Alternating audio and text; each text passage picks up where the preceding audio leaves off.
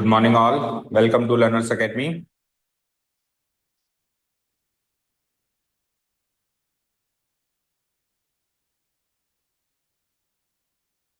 So yesterday we started the last topic of the chapter, composition of functions and invertible function. The third topic and the last topic of the chapter, because the fourth topic, which is binary operation, has been omitted. तो यही last है. तो कल start किया था but खत्म नहीं कर पाए थे ना, बिकॉज पावर कट हो गया था. चलो तो एक बार फटाफट से शुरू से स्टार्ट करते हैं. उसमें भी हमने क्या सीखा था कि इन्वर्टिबल फंक्शन की बात हम बाद में करेंगे. पहले we will talk of what is composition of functions. इसी के बारे में हम सबसे पहले चर्चा करेंगे. ये समझ में आ जाएगा, इसकी प्रॉपर्टीज है वो समझ में आ जाएंगी. Then we will go to invertible functions. दोनों इंटरकनेक्टेड है तो ये अच्छे से समझ आएगा. Then only we can talk about invertible functions, right. चलो तो कंपोजिशन ऑफ फंक्शंस कल हमने स्टार्ट किया था. मतलब फंक्शंस को कंपोज करना, मतलब फंक्शंस को की फंक्शनिंग को कंपोज करना, मिश्रण करना, राइट. फंक्शंस की फंक्शनिंग को जोड़ना या मिश्रित करना एक तरीके से, राइट. ये सीखा था हमने. अब कुछ एग्जांपल्स भी ले रहे थे हम. जैसे कि हमने कहा कि एक फंक्शन है f x equal to 2x, f x equal to 2x, और दूसरा फंक्शन है g of x equal to x square. अब इसकी फंक्शनिंग क्या है कि ये दुगना कर देता है, इसकी फंक्शनिंग क्या है कि ये स्क्वायर कर देता है. जैसे x की वैल्यू 3 डालेंगे तो 3 का दुगना कर देगा, x की वैल्यू 10 डालेंगे तो 10 का दुगना कर देगा. इसमें x की वैल्यू 3 डालेंगे तो 3 का स्क्वायर कर देगा, इसमें x की वैल्यू 10 डालेंगे तो 10 का स्क्वायर कर देगा. तो इसको f of x equal to 2x तो है, लेकिन इसको इस नजरिए से पढ़ो कि इसकी फंक्शनिंग क्या है कि ये दुगना करता है, इसकी फंक्शनिंग क्या है ये स्क्वायर करता है. अब मैंने कहा कि साहब आप इन दोनों का बनाओ कंपोजिशन, इनका बनाओ आप कंपोजिशन. तो इनके दो तरीके के कंपोजिशन बन सकते हैं. पहला कंपोजिशन बनेगा कि ये वाला फंक्शन करके फिर ये वाला फंक्शन करें, और दूसरा कंपोजिशन बनेगा कि दूसरा वाला फंक्शन करके फिर बाद में पहला वाला फंक्शन करें. तो इस तरीके से दो कंपोजिशन बनेंगे. पहला कंपोजिशन क्या बनेगा कि सबसे पहले तो 2x कर दो और बाद में ये करो, तो उसको हम बोलेंगे g of f of x. क्या बोलेंगे उसको? g of f of x. जो फंक्शन बाद में करते हैं उसको पहले लिखते हैं, और जो फंक्शन पहले करते हैं उसको बाद में लिखते हैं, राइट. तो हमने पहले एफ एक्स किया, बाद में उसके ऊपर जी लगाया, और इधर हमने पहले जी एक्स किया, बाद में उसके ऊपर क्या लगाया? एफ लगाया. ठीक है, इसका आंसर चेक करना है अपने को ना. तो देखो एफ ऑफ एक्स की वैल्यू क्या है? 2x. ये तो एफ ऑफ एक्स की वैल्यू है 2x. अब इस पर क्या अप्लाई करना है आपको? जी फंक्शन. अब जी फंक्शन क्या करता है? किसी भी नंबर का स्क्वायर कर देता है, तो वो 2x का भी स्क्वायर कर देगा. समझ आया? तो 2x का स्क्वायर करेंगे तो क्या आएगा बताओ? 2x का स्क्वायर करते हो जाएगा, 2x का स्क्वायर कर दो 4x स्क्वायर. इधर देखो, इधर g ऑफ x पहले करना है, यानी स्क्वायर पहले कर देना है x का. ये लो x का स्क्वायर पहले कर दिया. अब उस पर फिर आपको f फंक्शन अप्लाई करना है. बाहर फंक्शन कौन सा है? f. f फंक्शन की फंक्शनिंग क्या है कि वो दुगना कर देता है. तो जो अंदर बैठा x स्क्वायर उसका भी दुगना कर देगा 2x स्क्वायर. तो देखो उसकी वैल्यू और इसकी वैल्यू डिफरेंट आ रही है कि नहीं आ रही है? इधर है 4x स्क्वायर, इधर है 2x स्क्वायर. दैट मीन्स जो कंपोजिशन हम दो तरीके से करते हैं वो दोनों अलग अलग फंक्शंस है. इस फंक्शन का मतलब है x का स्क्वायर करके 4 गुना करना, इस फंक्शन का मतलब है x का स्क्वायर करके 2 गुना करना. तो दो अलग अलग फंक्शनिंग है कि नहीं है ये बताओ. ठीक है, अब ध्यान से सुनो. जो ये वाला फंक्शन है g of f of x, इसको शॉर्ट में लिखा जाता है गॉफ ऑफ x. क्या लिखा जाता है? Gauff of x. g बाद में f पहले, मतलब एक तरीके से ये जो ब्रैकेट है इस ब्रैकेट को हमने o में तब्दील कर दिया. o क्यों? क्योंकि अपन इसको पढ़ते हैं ऐसे, g of f of x, g of f of x. तो ऑफ से o ले लिया, और ये बोलने का तरीका हो गया गॉफ ऑफ x. बताओ इसको बोलने का तरीका क्या होगा? इस फंक्शन को, इसको बोलने का तरीका क्या होगा बताओ? उसको गॉफ ऑफ x बोला तो उसको क्या बोलेंगे? Fog of x. FOG यानी फॉग ऑफ. बोलो समझ आया? तो f और g अगर दो फंक्शंस हैं तो उनके दो तरीके के कंपोजिशंस पॉसिबल हैं, एक गॉफ और एक फॉग. अच्छा, अब एक और चीज, कंपोजिशन इसके दो तरीके के इसीलिए पॉसिबल हैं क्योंकि इसकी डोमेन एनी एक्स थी, मतलब एनी रियल नंबर था, और इसकी डोमेन भी एनी रियल नंबर था. अगर इन दोनों की डोमेन एक पर्टिकुलर स्पेसिफिक सेट कर दी जाए कि इसकी डोमेन तो ये है, इसकी डोमेन तो ये है, तो दोनों कंपोजिशन पॉसिबल नहीं होते. दोनों में से कोई एक पॉसिबल होता है, या फिर कई बार तो एक भी पॉसिबल नहीं होता. समझ आया? कई बार एक भी पॉसिबल नहीं हुआ. ये कैसे? ये कैसे समझे हम इस चीज को? तो आ जाओ वापस आटे और चक्की पे. कल अपन ने स्टार्ट किया था आटे चक्की को. देखो इधर, लेट्स से ये तो है फंक्शन एफ, ये तो है फंक्शन एफ। इस फंक्शन एफ को इनपुट मिलता है वीट, आउटपुट होता है इसका फ्लोर। ठीक है, फिर दूसरी एक मशीन है, उसको इनपुट मिलता है फ्लोर और उसका आउटपुट होता है रोटी। लेट्स से ये है एफ फंक्शन और ये है जी फंक्शन। अब मैंने कहा कि साहब दो दो मशीन्स नहीं चाहिए, मेरे को एक ही कंपोज्ड मशीन चाहिए, कंपोजिट मशीन चाहिए जो दोनों की फंक्शनिंग को कंपोज कर दे। तो आप सोच के बताओ वो जो कंपोजिशन होगा दोनों का, वो फॉग पॉसिबल होगा या गॉफ पॉसिबल होगा या दोनों पॉसिबल होगा, सोच के बताओ।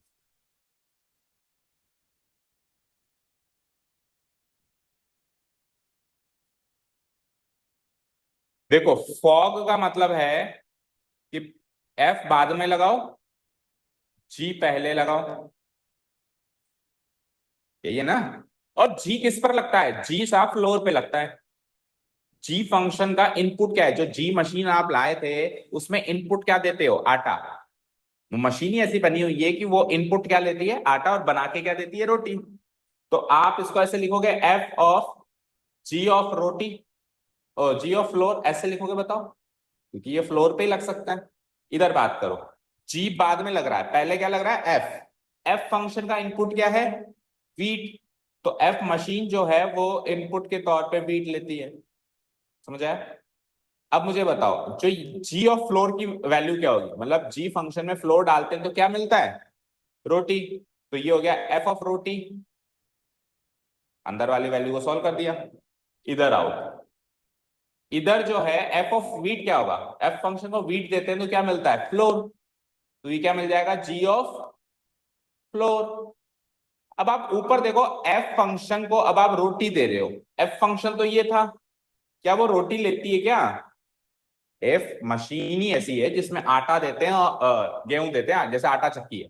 अब उसमें गेहूं देते हैं और क्या मिलता है उसमें से, आटा मिलता है। अब उस मशीन में आप जबरदस्ती क्या डाल रहे हो, रोटी, तो कुछ मिलेगा। जैसे जूसर मिक्सर ग्राइंडर लाए, उसमें आप फल देते हो जूस निकलता है। आप जबरदस्ती जूस डाल रहे हो कि फल निकल जाए, तो पॉसिबल है क्या। उसकी डोमेन ही नहीं है, उस जूसर मिक्सर ग्राइंडर की डोमेन है फ्रूट और रेंज है फ्रूट जूस। तो जो उसकी डोमेन है वही इनपुट चाहिए उसको, और जो रेंज है वही आउटपुट चाहिए उसको। तो ये वाला कंपोजिशन तो फेल हो गया ना, क्योंकि एफ की डोमेन रोटी है ही नहीं। लेकिन ये वाला कंपोजिशन अभी भी वैलिड है, चेक करो। जी को फ्लोर चाहिए, जी को फ्लोर ही तो देते हैं अपन, और क्या मिलता है, क्या मिलता है फाइनली, भाई जी को फ्लोर देते हैं तो क्या फाइनली क्या मिलता है, रोटी। तो देखो इसके अंदर अपन ने स्टार्टिंग में वीट डाला और फाइनली क्या मिला। तो हम भी तो ये चाहते थे कि स्टार्टिंग में वीट डाले और फाइनली दोनों को कंपोज होकर रोटी मिल जाए। तो ये वाला कंपोजिशन वैलिड हो गया इसका, और ये वाला कंपोजिशन वैलिड नहीं हुआ। तो ये तो आटा चक्की खेल रहे थे अपन। अब जब अपन नंबर्स की बात करते हैं, तो नंबर्स की जब अपन बात करते हैं, तो जब एनी रियल नंबर, दोनों फंक्शंस की डोमेन और को डोमेन एनी रियल नंबर हो, तब तो दोनों टाइप के कंपोजिशन पॉसिबल है, क्योंकि रियल नंबर इसको भी, ये भी अपने अंदर रियल नंबर ले लेगा, ये भी अपने अंदर रियल नंबर ले लेगा। लेकिन अगर ऐसा हो कि स्पेसिफिक डोमेन हो, साहब इसकी डोमेन तो ए ही है, इसकी डोमेन तो, इसकी को डोमेन तो बी है, फिर जो बी की को डोमेन है वो उसकी डोमेन है, तो अगेन केवल और केवल गॉस ही पॉसिबल होगा। यानी कि अगर पहले एफ है बाद में जी है, तो कंपोजिशन हमेशा जो बनता है यहां से यहां, उसको गॉस बोलते हैं। क्या बोलते हैं, गॉस बोलते हैं। ठीक है, एफ पहले लगा रहे हो, जी बाद में लगा रहे हो। ऐसी मशीन अगर चाहते हो डायरेक्टली यहां से यहां को बना के दे, तो उस कंपोजिट मशीन को गॉस नहीं बोलेंगे, क्या बोलेंगे, गॉस बोलेंगे। हो सकता है कि इसमें टॉप भी पॉसिबल हो, लेकिन गारंटेड नहीं है, लेकिन वॉक तो हमेशा गारंटेड है कि पॉसिबल होगा। ठीक है, जैसे अपन ने x 2x और x स्क्वायर वाला था, उसमें तो x कोई नहीं हो सकता है, इसलिए वॉक भी पॉसिबल था, वॉक भी possible। ठीक है, चलो नंबर्स पे चलते हैं। अब ये तो हो गया आटा चक्की, नंबर्स की बात करते हैं। लेट्स से मेरे पास तीन सेट्स हैं। इसको बेटा रफली जिस जिस लैंग्वेज में हम समझ रहे हैं, इस लैंग्वेज में अच्छे से समझ लो।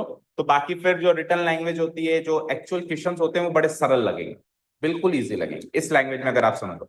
लेट्स से ये सेट ए है, ये बी है, और ये सी है। लेट से सेट ए के अंदर एलिमेंट्स है 1 2, दो एलिमेंट्स डाल देते हैं इसमें, ए बी, इसमें डाल देते हैं एप्पल बॉय। ठीक है, क्लियर। यहां से यहां फंक्शन डिफाइन कर देते हैं एफ,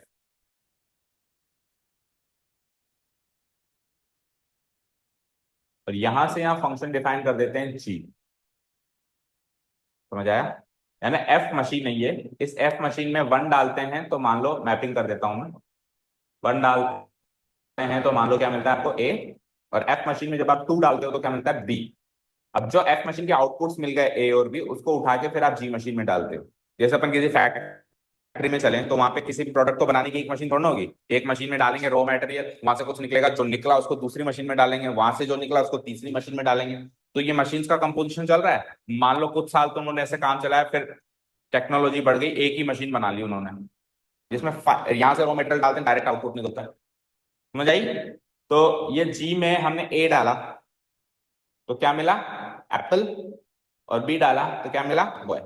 अब अपने को फाइनली इनका कंपोजिशन चाहिए, मतलब ऐसी मशीन चाहिए कि डायरेक्टली 1 डालें और क्या मिले, एप्पल, और डायरेक्टली 2 डालें क्या मिले, बॉय। मतलब ये बीच की कड़ी स्किप हो जाए। समझ गए? तो हम, मैंने क्या कहा, अगर पहले एफ लगा रहे हो बाद में जी लगा रहे हो तो कंपोजिशन कौन सा पॉसिबल होगा, गॉफ। कौन सा पॉसिबल होगा, गॉफ। अब गॉफ किस पर लगेगा, 1 पर और 2 पर, क्योंकि स्टार्टिंग तो यहीं से हुई थी। तो सपोज करो मैं 1 पे गॉफ लगाता हूं, तो चेक करते हैं कि 1 पे गॉफ लगाने से मुझे एप्पल मिलता है कि नहीं मिलता, चेक करें। तो गॉफ ऑफ 1 का मतलब है जी ऑफ एफ ऑफ 1, ये मीनिंग है इसका। एफ ऑफ 1 की वैल्यू क्या है, एफ के अंदर 1 डालते हैं तो क्या मिलता है, ए। तो एफ ऑफ 1 की जगह ए लिख सकता हूं, तो ये जी ऑफ ए हो गया। और जी के अंदर ए डालते हैं तो क्या मिलता है, ये बताओ, एप्पल। तो फाइनली 1 से एप्पल बनाना, तो गॉफ पॉसिबल हुआ ना। सिमिलरली अगर मैं गॉफ ऑफ 2 करूं, जिसका मीनिंग है g of f of 2, f of 2 की वैल्यू क्या है बोलो, बी। तो it will be like g of b, और जी ऑफ बी की वैल्यू क्या है, जी में बी डालते तो क्या मिलता है, बॉय। तो 2 से क्या बना फाइनली, बॉय। अब अगर मैं इसको फॉग से ट्राई करूं, अगर मैं सपोज करो इसको फॉग से ट्राई करूं, तो फॉग ऑफ 1 डालता हूं मैं, ना भाई, चाहिए तो 1 से एप्पल ना। तो फॉग ऑफ जब मैं 1 डालता हूं तो यहीं पे ये इनवैलिड हो गया, क्योंकि इसका मतलब है एफ ऑफ जी ऑफ 1, और जी मशीन में तो ए और बी डलते हैं, 1 और 2 तो डलते ही नहीं है। बताओ, जी मशीन में 1 डलता है क्या, 1 उसकी डोमेन में है ही नहीं। जी में तो ए और बी डलते हैं, तो इसका कंपोजिशन अगर मैंने फॉग बनाने की कोशिश करी तो वैसी मशीन वैलिड बनी नहीं। क्लियर है? सब कुछ समझ में आ रहा है अच्छे से? ठीक है, अब सुनो, कॉफ जो फंक्शन होगा, ध्यान से सुनिएगा, कॉफ जो फंक्शन होगा, कंपोजिट फंक्शन होगा, उसका डोमेन वही होगा जो एफ फंक्शन का डोमेन था। देखो एफ फंक्शन का डोमेन क्या था, 1 2, तो गॉफ का भी डोमेन 1 2 है। और गॉफ फंक्शन का जो फाइनली को डोमेन होगा वो होगा जो जी फंक्शन का को डोमेन था। देखो जी फंक्शन का को डोमेन क्या था, एप्पल बॉय। तो गॉफ फंक्शन से भी फाइनली मुझे क्या मिल रहे हैं, एप्पल बॉय। समझ आया? समझ आया? ठीक है, अब सपोज करो मैंने कहा, जिसमें कहा गॉफ का डोमेन बताओ, तो गॉफ का डोमेन क्या होगा। चलो मैं ऐसे बताता हूं आपको, देखो एफ फंक्शन डिफाइन है ए टू बी, और जी फंक्शन डिफाइन है बी टू सी।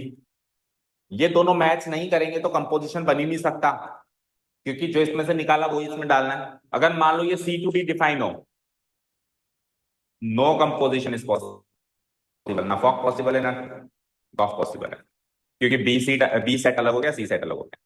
समझ आया? तो जी फंक्शन डिफाइन कर दिया मैंने, कहां से कहा, बी टू सी।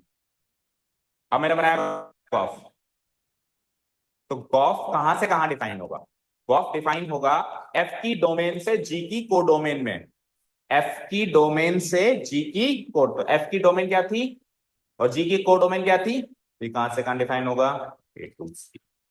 यानी कंपोजिट फंक्शन की डोमेन पूछे तो जो सबसे बाद में फंक्शन है उसकी डोमेन ही उस पूरे फंक्शन कंपोजिट की डोमेन होती है, और जो सबसे पहले फंक्शन है उसकी कोर डोमेन उस पूरे फंक्शन की कोर डोमेन। अब सबसे पहले सबसे बात इसलिए यूज कर रहा हूँ वर्ड डिकम्पोजिशन दो का नहीं, सारों का हो सकता है। अभी तो दो फंक्शन का सीखा है, तीन फंक्शन, चार फंक्शन, पांच फंक्शन का भी कंपोजिशन हो सकता है। और मान लो बड़ा सारा कंपोजिशन कर दिया, उसकी डोमेन पूछी तो जो सबसे लास्ट में फंक्शन है वही सबसे पहले लगाया है, उसकी डोमेन उस पूरे की डोमेन, जो सबसे पहले फंक्शन है उसकी को डोमेन ही उस पूरे फंक्शन की को। ठीक है, समझ आया। फॉर एग्जाम्पल मैंने एफ और जी के बाद अब ये लो एच फंक्शन भी डिफाइन कर दिया, और वो डिफाइन कर दिया सी to D.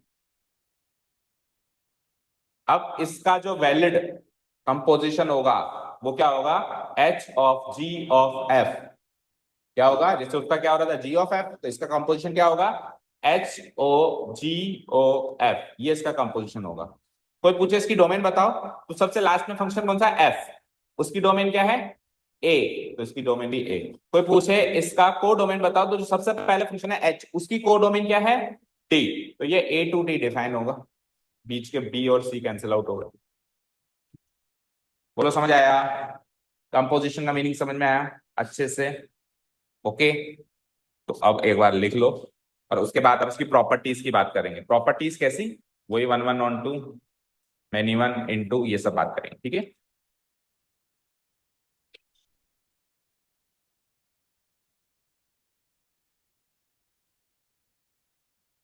Let f defined from a to b, g defined from b to c be two functions. Composition different page से स्टार्ट करो, विधि डिफरेंट टॉपिक है बिल्कुल, उसका टॉपिक नहीं है।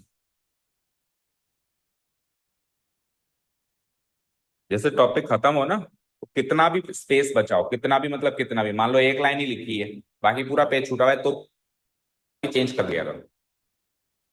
ऐसा मत सोचा करो कि वेस्ट किया। अभी बहुत सारी चीजें हैं जो मैं बाद में भी बताऊंगा कि यार उस टॉपिक में ये चीज भी नोट कर लो, तो हर टॉपिक में कुछ ना कुछ स्पेस बचा हुआ होना चाहिए बाद में नोट करने के लिए।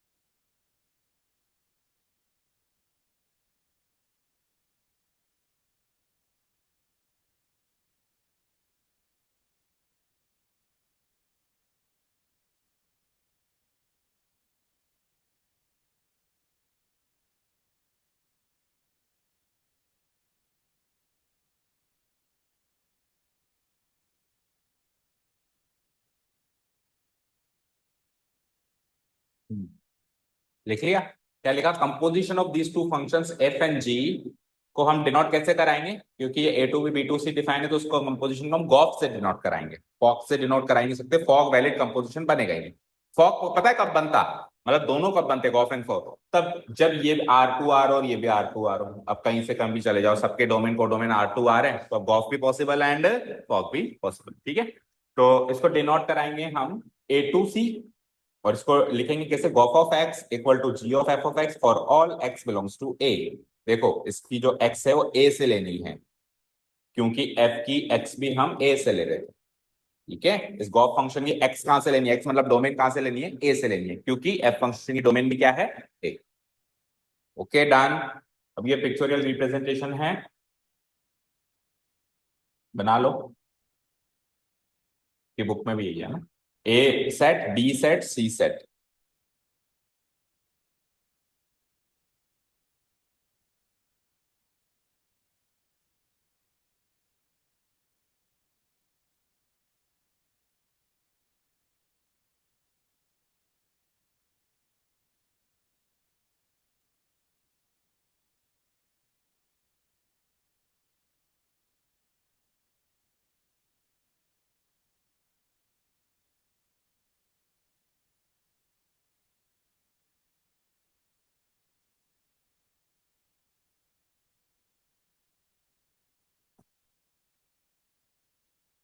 एफ फंक्शन को जो इनपुट मिलेगा उसको कहेंगे एक्स, और जिसका आंसर आएगा उसको कहेंगे एफ एक्स। जी फंक्शन को जो इनपुट मिलेगा उसको कहेंगे एफ एक्स, और जिसका आंसर आएगा उसको कहेंगे जी ऑफ एफ ऑफ एक्स। तो इस कंपोजिट फंक्शन को कहेंगे गॉफ। ये सीधे एक्स लेगा और सीधे g of f of x answer देगा। इसकी डोमेन क्या हो जाएगी ए, इसकी कोडोमेन क्या हो जाएगी सी। फाइन, समझ आया? चलते हैं। अब आ जाओ properties of composition of functions. देखो हेडिंग डालो। तो तीन प्रॉपर्टीज है हमारे पास यहाँ पे। प्रॉपर्टीज कह सकते हो इसको, या फिर इसको ऑब्जर्वेशंस भी कह सकते हो। इसको ऑब्जर्वेशंस भी कह सकते हो, है ना, एक ही बात।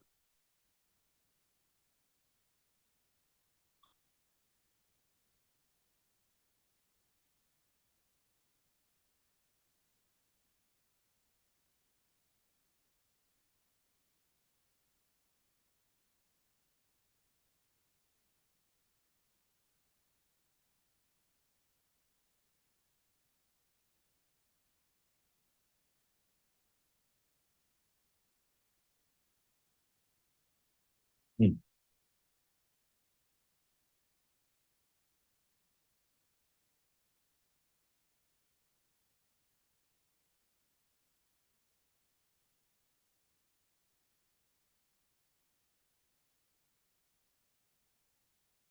क्या कहता है पहला ऑब्जर्वेशन? Very easy. एफ और जी जो दो फंक्शंस आपने लिए हैं दोनों इंजेक्टिव हैं, वन वन है। तो इनका जो भी कंपोजिशन आप बना रहे हो, चाहे से गॉफ बना रहे हो जो वैलिड है, विच एवर इज डिफाइंड, कम से कम एक तो डिफाइन होगा, कई बार तो दोनों ही डिफाइन होते हैं, पर कम से कम एक तो कंपोजिशन डिफाइन होगा ना। गॉफ और फॉक जो भी आप बना रहे हो, विच एवर इज डिफाइंड, वो भी क्या बनेगा? इंजेक्टिव, यानी कि वन वन बनेगा। अगर दोनों वन वन है तो इसका कंपोजिट फंक्शन गॉफ भी क्या बनेगा? वन वन बनेगा। इसका प्रूफ देखो। अगर हमने एफ लिया ए टू बी और जी लिया बी टू सी, तो कंपोजिशन कौन सा वैलिड बना? गॉफ बना। सवाल यह है कि ये गॉफ वन वन है या नहीं है। सवाल क्या है कि ये गॉफ वन वन है या नहीं है। तो वन वन को चेक करने के जो अपन स्टेप्स लिखते थे, दो फंक्शन, दो एक्स वन एक्स टू ले लेते थे डोमेन से, ऐसे ही तो करते थे वन वन चेक। पिछले एक्सरसाइज में कैसे किया? तो अगर मैंने x one x two domain a से ले लिए, क्योंकि गॉफ फंक्शन की डोमेन क्या होगी? जो एफ की डोमेन होगी, और एफ की डोमेन क्या है? ए। तो मैंने गॉफ फंक्शन की डोमेन से दो एलिमेंट्स ले लिए एक्स वन एक्स टू, और मैंने मान लिया कि gof of x one gof of x two के बराबर है। ऐसे ही करते थे विधि। आउटपुट इक्वल मान के, अगर अब इनपुट भी इक्वल आ जाएगा तब तो कह दूंगा कि वन वन है, और अगर नहीं आएगा तो नहीं। तो फाइनली आपको ये प्रूव करना है कि एक्स वन एक्स टू के बराबर है। अगर ये इसके बराबर आ जाता है तब तो गॉफ वन वन होगा, और नहीं आता है तो नहीं होगा। तो ये लेट कर लिया हमने gof of x one equal to gof of x two. अब इसको सॉल्व करना शुरू कर देते हैं। ठीक है, तो गॉफ ऑफ एक्स वन यहां तक हो गया नोट डाउन।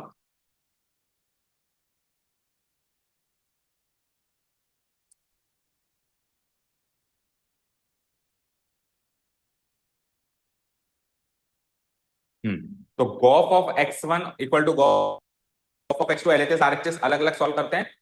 तो गॉफ ऑफ एक्स वन को लिख सकता हूं मैं g of f of x one, और गॉफ ऑफ एक्स टू को लिख सकता हूं g of f of x two. अब पहले यहां पे समझ लो। अब एफ ऑफ एक्स वन की वैल्यू क्या है? नहीं। अब सुनो मेरी बात, मेरी बात ध्यान से सुनना। अगर जी वन वन है,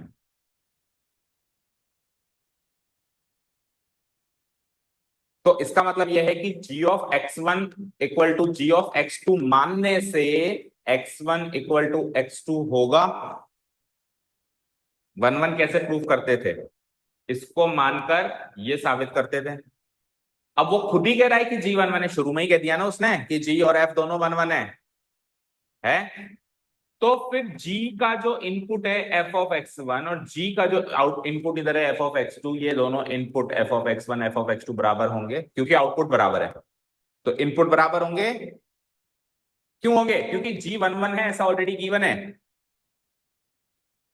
जी वन वन है ऐसा ऑलरेडी गिवन है। देखो, किसी भी फंक्शन को वन वन साबित करने के लिए क्या करते हो मुझे बताओ? बोलो कनिष्का। किसी भी फंक्शन को वन वन साबित करने के लिए क्या करते हो?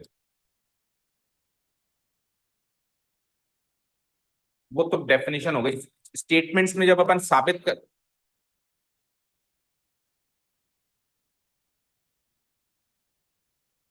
fx1 fx2 आउटपुट होता है और x1 x2 इनपुट होता है। तो बेसिकली आप ये कहना चाह रहे हो कि आउटपुट को इक्वल लेट कर के और इनपुट को इक्वल साबित कर दो, उससे वो 1 1 साबित हो जाएगा। तो ये आउटपुट है, ये इनपुट है, इसका इनपुट क्या है f(x1), इसका इनपुट क्या है f(x2).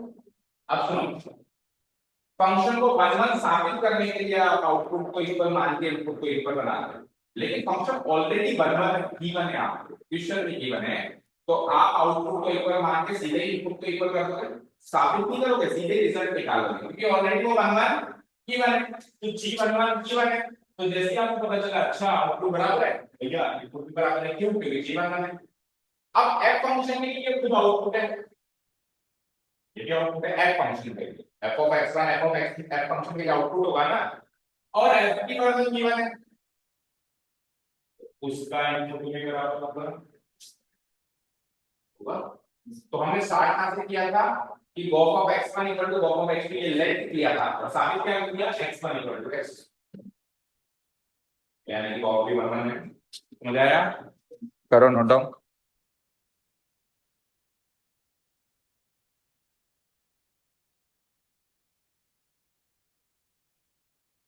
तो फाइनली उसके बाद फिर से लिखा है, देखो gop of x1 equal to gop of x2 मानकर ये रिजल्ट निकाला है। इंप्लाइज का मतलब क्या होता है? रिजल्ट निकालना।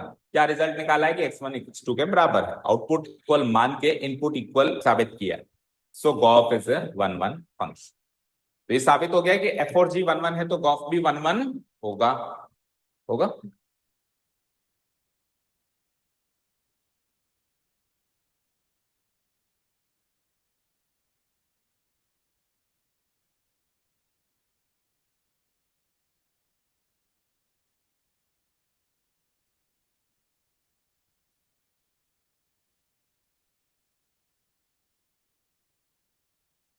ठीक है। सेकंड नंबर प्रॉपर्टी क्या होगी? वो जो 1 1 के लिए बात लिखी वो की वही बात सर्जेक्टिविटी यानी ऑन टू के लिए लिखेंगे कि अगर f और g ऑन टू है तो उनका जो कंपोजिशन बन रहा है whichever is defined gof या फॉग, वो भी क्या बनेगा? ऑन टू बनेगा, वो भी सर्जेक्टिव बनेगा। ठीक है। सेकंड प्रॉपर्टी फर्स्ट प्रॉपर्टी का कॉपी पेस्ट है, बस वहां इंजेक्टिविटी की बात हो रही थी एंड द डिफरेंसेस के इधर we are talking about the surjectivity of the composite function. तो if f and g are onto that is their surjective, तो उनका जो भी गॉफ या f o g whichever is defined वो भी क्या बनेगा? ऑन टू यानी कि सर्जेक्टिव बनेगा, is also an onto function. Is this thing clear? समझ आया? इसका प्रूफ, तो इसका प्रूफ अगेन अपन जो किसी भी फंक्शन की सर्जेक्टिविटी प्रूव करते थे सेम टू सेम वैसे ही इसकी स्टेटमेंट लिख के अपन प्रूव करेंगे। पहले प्रॉपर्टी लिख लो।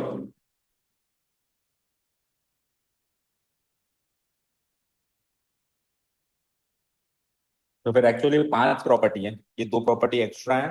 अब 3 प्रॉपर्टी जो जो जिसमें दिमाग लगाना है, इन 2 प्रॉपर्टी में तो क्या ही दिमाग लगा, अगर दोनों इंजेक्टिव तो कंपोजिट फंक्शन में इंजेक्टिव, दोनों सर्जेक्टिव तो कंपोजिट फंक्शन सर्जेक्टिव।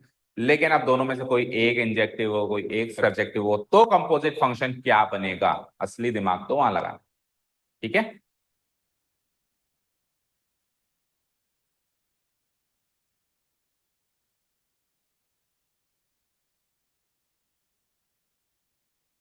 इसका प्रूफ देखो, तो इसका प्रूफ सेम वैसे ही करेंगे हम। मुझे बताओ किसी एक सिंगल फंक्शन की सब्जेक्टिविटी को कैसे प्रूव करते थे, बोलो।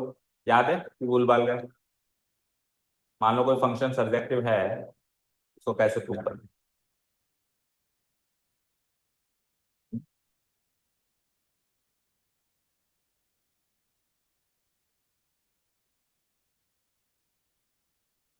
बोलो। मान लो मैंने कहा एफ इज सब्जेक्टिव, साबित करो, कैसे करते थे? को डोमेन में से कोई भी एक इमेज लेते थे, यानी कि वाई लेते थे, है ना, और फिर कहते थे कि देखो इसके लिए हर एक इमेज के लिए डोमेन में एक प्री इमेज मौजूद है। सेम टू सेम वही स्टेप्स हम लिखेंगे, बट 2 बार लिखेंगे। ठीक है, शुरू करें। तरीका तो वही होगा इंजेक्टिव सब्जेक्टिव प्रूव करने का। तो देखो क्या है कि एफ एक फंक्शन है ए टू बी और जी एक फंक्शन है B to C. R onto function ये ऑलरेडी गिवन है, ये गिवन है। अब आपको चेक करना है कि इनका जो कंपोजिशन बनेगा गॉफ बनेगा, तो वो गॉफ ऑन टू है या नहीं है। ठीक है, तो स्टार्ट जी से करेंगे हम। स्टार्ट किससे करेंगे? उसमें स्टार्ट किससे किया था? उसमें भी स्टार्ट जी से किया था, क्योंकि जब भी अपन कंपोजिशन बनाते हैं तो जो फंक्शन हम बाद में करते हैं उसको पहले लिखते हैं, उसके बारे में पहले बात करते हैं। ठीक है, तो जी जो है B2C डिफाइन है, बोलो बोलो। अब ये फंक्शन ऑलरेडी ऑन टू है ऐसा गिवन है ना? इसका मतलब सी में से कोई भी इमेज निकालो, उसकी प्री इमेज बी में मौजूद है, यस और no? Already onto given होने का मतलब यही होगा। तो क्या लिखा हमने कि इसमें कोई भी प्री में जेड डाल दो, क्योंकि उसमें से एक्स लिया, इसमें से वाई लिया, तो उसके एलिमेंट्स को हमने जेड मान लिया। ठीक है, तो इसमें से कोई भी जेड नामक प्री इमेज निकालो, उसके लिए प्री इमेज वाई मौजूद होगी डोमेन डी में। ठीक है, such that g of y बराबर जेड बन जाए, सच दैट उस वाई पर जी फंक्शन अप्लाई करे तो जेड मिल जाए। ये हो गया स्टेटमेंट नंबर 1। अब एफ फंक्शन भी तो ऑन टू है, इसका मतलब डी के अंदर कोई भी इमेज उठा लो वाई नामक, उसके लिए प्री इमेज एक्स मौजूद होगी ए के अंदर। ठीक है, for any y belongs to codomain B there exist a pre image x belongs to domain A such that उस एक्स पर वो एफ फंक्शन लगा दे तो वाई मिल जाए। अब ये स्टेटमेंट नंबर 1 और स्टेटमेंट नंबर 2, एक ये बात और एक ये बात को कंबाइन करके अगर लिखें तो क्या साबित होता है कि सी में से कोई भी जेड उठा लो, उसकी प्री इमेज कहां मौजूद होगी? ए में मौजूद होगी एक्स नामक, ताकि उस एक्स पर वो गॉस फंक्शन बनाकर जेड बनाया जा सके। ठीक लिखो, क्या घर जाके लिखोगे, क्या करोगे? घर जाके लिखोगे? अभी तक का लिखा हुआ है सारा, बोलो क्या नाम है? करण लिखा हुआ है, चेक करो। इसकी कॉपी में से क्यों करा? नेक्स्ट टाइम कॉपी अगर आप दोगे तो आप दो गुना काम करोगे। कौन सी वीडियो में? तो वीडियो तो सारी है ना, चल ही नहीं रही थी, ये क्या एक्सक्यूज है? आपके में चलती है भाई? नोट्स नोट डाउन करने के लिए तो इतनी तो सफिशिएंटली चलती है। हाँ, कॉन्सेप्ट समझने की बात करें, कॉन्सेप्ट समझने की बात करें तो हो सकता है कि वो वीडियो थोड़ी अटक रही है तो कॉन्सेप्ट समझ में नहीं आए। ठीक है, तो इसकी कॉपी में भी कौन सा समझ में आ रहा है? लिखना ही तो है ना, तो इतनी तो चलती है कि लिख लें। अब जो मैंने यहाँ पे लिखवाया होगा और जो उसने लिखवाया होगा, क्या ज्यादा ऑथेंटिक होगा? हो सकता है उसने कुछ एक आध लाइन गलत लिखी हो, वही आपने कॉपी पेस्ट कर ली, बट यहां से तो गलती का चांस स्कोप नहीं है ना, तो क्यों लेना एक दूसरे की कॉपी? नेक्स्ट टाइम कोई किसी को नोटबुक नहीं देगा। ठीक है, जिसको चाहिए मुझसे बात करो, मैं अवेलेबल करवा दूंगा, सब चीज हर चीज अवेलेबल है यहाँ पे। आप प्रॉब्लम बताओ, सॉल्यूशन मैं दूंगा। आप खुद मैनेज करने जाओगे तो बेटर मैनेज नहीं कर पाओगे, बजाय कि आप यहां कहोगे तो यहां से बेटर मैनेजमेंट होगा, जो आपके लिए बेहतर होगा। ठीक है, ओके। तो इन दोनों को कंपाइल करके हमने क्या लिखा? अब कर लेना है ना सारे नोट्स टाइम पे। फ्रॉम 1 एंड 2 दोनों चीजों को कंपाइल करके हम क्या लिखेंगे कि सी को डोमेन, फाइनली जो सी को डोमेन थी उसमें से हमने जेड कोई भी उठा लो, उसकी जो फाइनली जो पहली पहली डोमेन थी, पहला पहला सेट था, उसके अंदर इसकी प्री इमेज एक्स मौजूद होगी, सच दैट उस एक्स पर मैं गॉफ लगाऊं, यानी कि g of f of x करूं, यानी कि एफ ऑफ एक्स वाई था। हमने स्टेटमेंट नंबर 1 और 2 में लिखा है ना, स्टेटमेंट नंबर 2 में हमने लिखा है एफ ऑफ एक्स वाई है, और स्टेटमेंट नंबर 1 में हमने लिखा है कि जी ऑफ वाई जेड है। तो फाइनली गॉफ ऑफ एक्स हमारा जेड बन गया, तो यानी कि gof is an onto function. समझ आया? तो दो प्रॉपर्टी वेरी मच क्लियर है। देखो इनका प्रूफ आने के तो रेयर चांसेस हैं, ये प्रॉपर्टी याद हो जाए वो ज्यादा इंपॉर्टेंट है। प्रूफ क्यों करवा रहा हूं? क्योंकि आपके बुक में गिवन है, तो जो आपकी बुक में गिवन है उसको नजरअंदाज नहीं कर सकते। ठीक है, इसलिए करवा रहे हैं, बाकी प्रॉपर्टी याद रखना ज्यादा इंपॉर्टेंट है। तो एफ और जी अगर दोनों 1 1 तो गॉफ भी 1 1, गॉफ या फॉक जो भी डिफाइन है। ठीक है, और अगर एफ और जी दोनों ऑन टू तो गॉफ भी या फॉक भी जो भी डिफाइंड है वो भी ऑन टू, यहां तक कोई डाउट नहीं है।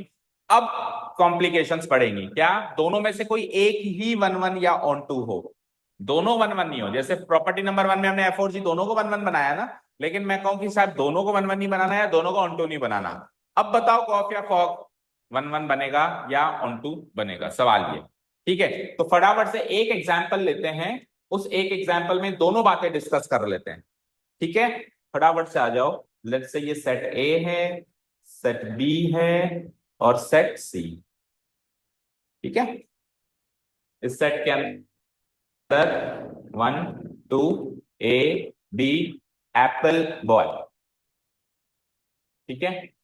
f जो फंक्शन है that is defined from A to B and g जो फंक्शन है that is defined from B to C। Done, okay, no doubt. Mapping सीधी सीधी कर देते हैं। 1 is mapped to A is mapped to apple, 2 is mapped to B and B is mapped to boy. Okay fine. तो अगर मैं gof की बात करूं तो gof will be defined from A to directly C, और गॉफ फंक्शन जो होगा उसमें 1 डालेंगे सीधे एप्पल मिलेगा, 2 डालेंगे सीधे बॉय मिलेगा। यहां तक तो कोई डाउट नहीं। अब देखो एफ फंक्शन अभी 1 1 है इस समय, जी फंक्शन भी 1 1 है इस समय, तो गॉफ फंक्शन भी 1 1 है फाइनली। गॉफ फंक्शन की डोमेन ये है और को डोमेन वो है। तो 1 किससे मैप हो रहा है? एप्पल से। 2 किससे मैप हो रहा है? बॉय से। तो एक ही इमेज बन रही है ना गॉफ के हिसाब से भी, तो गॉफ भी 1 1 बना।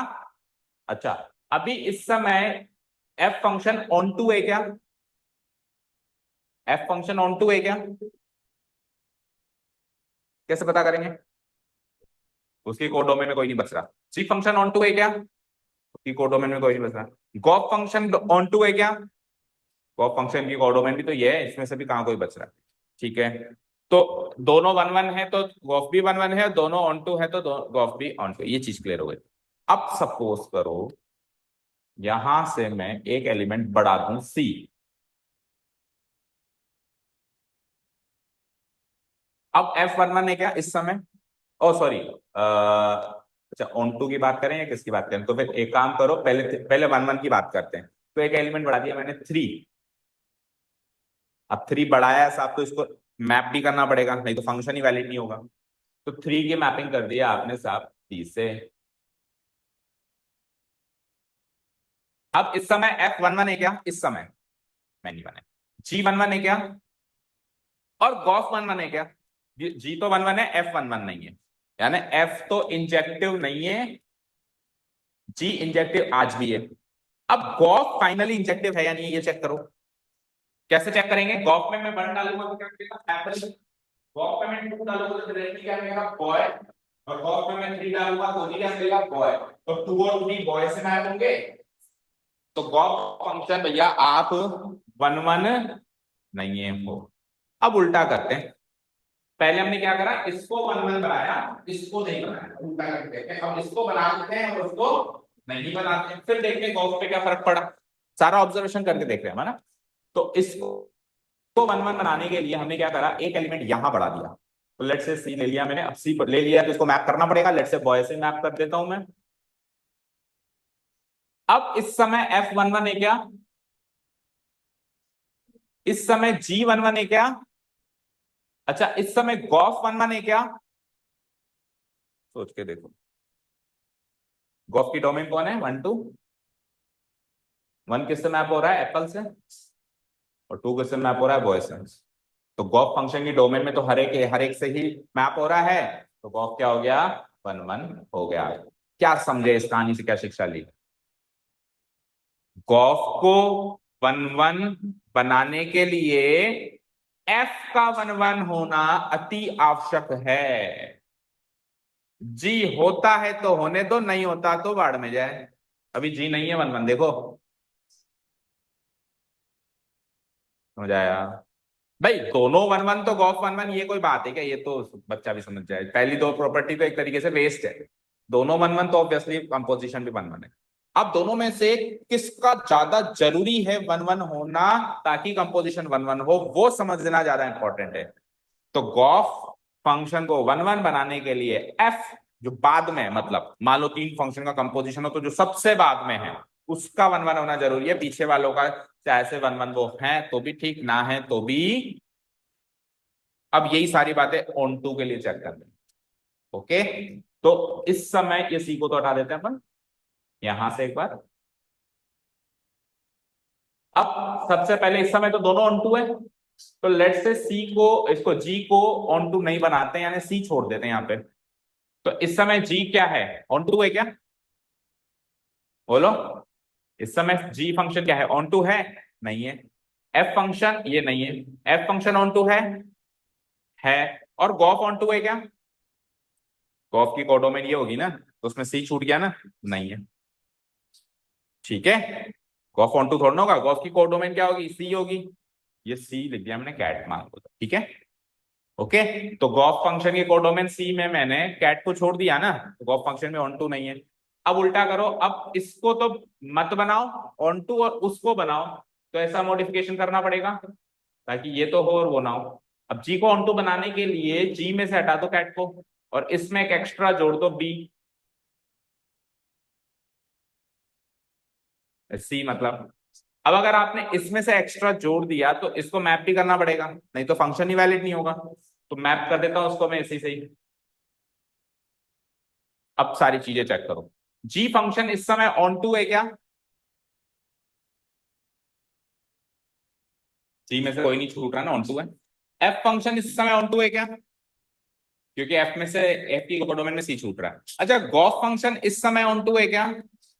है, ये पास हो गया। यानी कि गॉफ को ऑन टू बनाने के लिए सी का ऑन टू होना जरूरी है, एफ हो तो ठीक, ना हो तो ठीक, जस्ट पिछली बात का उल्टा। तो सारी कहानी का सार यह है कि जब आप कंपोजिशन करते हो, तो जो आखिरी आखिरी वाला फंक्शन है, जैसे मान लो h of g of f, मतलब लिखने में आखिरी में, एक्चुअली तो वो सबसे पहला है ना। अब आप कैसे याद रखो, उल्टा याद रख लो कहीं, है ना। लिखने की बात कर रहा हूं, जब आप लिख रहे हो, गॉफ लिख रहे हो तो एफ आखिरी में, h of g of f लिख रहे हो तो उसमें भी एफ आखिरी में, फॉग लिख रहे हो तो जी आखिरी में। तो जो कंपोजिशन लिखा जाता है उसमें जो आखिरी वाला फंक्शन है उसका वन वन जरूरी है अगर कंपोजिशन को वन वन बनाना है। और जो सबसे पहले लिख रहे हो उसका ऑन टू होना जरूरी है अगर कंपोजिशन को ऑन टू बनाना है। क्लियर? यही सारी बात थर्ड एंड फोर्थ प्रॉपर्टी में लिखी हुई है। थर्ड प्रॉपर्टी में वन वन वाली बात लिखी हुई है और फोर्थ में ऑन टू वाली बात लिखी हुई है। ठीक है, फटाफट से रीड आउट करते हैं। आप घर से लिख रहे हो वैसे भी, ये तो है ना, नोट डाउन। तो फटाफट से रीड आउट करते हैं। देखो, if g o f is a one one function then the function f is necessarily a one one function. Necessarily मतलब होना ही चाहिए। तो गॉफ को वन वन बनाने के लिए एफ का अति आवश्यक है वन वन होना। जी के बारे में कोई कमेंट नहीं है, हो जाए तो भी ठीक, ना हो जाए तो भी ठीक। ठीक है, डन। समझ आई थर्ड नंबर प्रॉपर्टी? प्रूफ देखो, देखो इस वही सेम टू सेम मैपिंग है। इसमें एफ जो है वन वन है ना, लेकिन जी जो है वो मैनी वन है, और गॉफ भी क्या है, वन वन है। तो देखो यहाँ पे जो गॉफ फंक्शन है ए टू सी वो वन वन है, एफ फंक्शन जो है ए टू बी वो भी वन वन है, लेकिन जो जी फंक्शन है बी और बी टू सी वो मे और may not B one one, वो वन वन हो तो भी ठीक, ना हो तो भी ठीक। गॉफ को वन वन करने के लिए एफ का वन वन होना जरूरी है। समझ गए? चलो, यही बात ऑन टू के लिए कहते हैं। Fourth number property, if golf is an onto function, then the function g is necessarily an onto function। अब की बार g का जो पहले लिखी है ना अपन ने, उसका onto होना अति आवश्यक है। ठीक है, मैपिंग देखो, इसके अंदर f onto नहीं है, g छूट रहा है, लेकिन g onto है, इसमें से कोई नहीं छूट रहा है, और golf के अंदर से भी कोई नहीं छूट रहा है। साबित हो गया कि f का onto होना कोई जरूरी नहीं है, g का onto होना जरूरी है अगर golf को onto बनाना है। तो g o f A to c onto है, g B to c onto है, लेकिन एफ ए टू बी में और may not be onto. हो जाए तो बुराई नहीं है, और ना हो तो कमी नहीं है। ठीक है, समझ गए? क्लियर? चलते हैं आगे। अब fifth and the last property. अच्छा, फिफ्थ प्रॉपर्टी नहीं है क्या? वन सेकेंड, सिक्स होगी फिर। अच्छा, है ही नहीं, क्यों नहीं है साहब? चलो अपन ऐसे डिस्कस करते हैं, इसमें नोटेट नहीं है, आपके नोट्स में गिवन नहीं है इसलिए यहाँ पे नहीं आई। अगर अब कंपोजिशन को बाइजेक्टिव करना है, भाई इंजेक्टिव सब्जेक्टिव की बात कर लिया आपने, बाइजेक्टिव की तो बात करें, दोनों करना है, इंजेक्टिव भी करना है, सब्जेक्टिव करना है, तो एफ और जी दोनों का बाइजेक्टिव होना जरूरी है। ठीक है भाई, कंपोजिशन को इंजेक्टिव, केवल इंजेक्टिव करने के लिए तो बाद वाले का इंजेक्टिव होना जरूरी है। कंपोजिशन को सब्जेक्टिव करने के लिए जो सबसे पहले फंक्शन लिख रहे हैं उसका सब्जेक्टिव होना जरूरी है, लेकिन कंपोजिशन को बाइजेक्टिव करना है, बोथ करना है, तो अब बोथ का बाइजेक्टिव होना जरूरी है। बोथ इंजेक्टिव सब्जेक्टिव, एफ भी इंजेक्टिव सब्जेक्टिव और जी भी इंजेक्टिव, ये ऐसे याद रख लेना। ठीक है, तभी कंपोजिशन आपका क्या बनेगा, बाइजेक्टिव, कॉफ या फॉक जो भी बनेगा बाइजेक्टिव बनेगा। और फिफ्थ नंबर और जो ऑब्जर्वेशन है वो हम पहले रीड आउट कर चुके हैं, तीन फंक्शन का कंपोजिशन कैसे करते हैं, बेसिकली ये इसमें बताया गया है। ठीक है, पर बुक देखता हूं मैं, उसके अंदर ये फिफ्थ प्रॉपर्टी है क्या?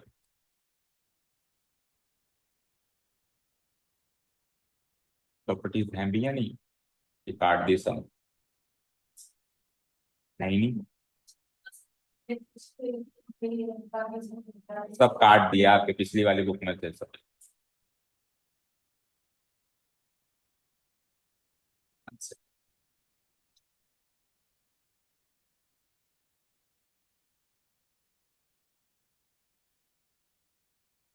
यहीं से स्टार्ट है। हाँ, तो आपकी बुक शॉर्ट हो गई है काफी। एक भी प्रॉपर्टी नहीं है, पांचों प्रॉपर्टी पुरानी बुक में मिल जाएंगी आपको।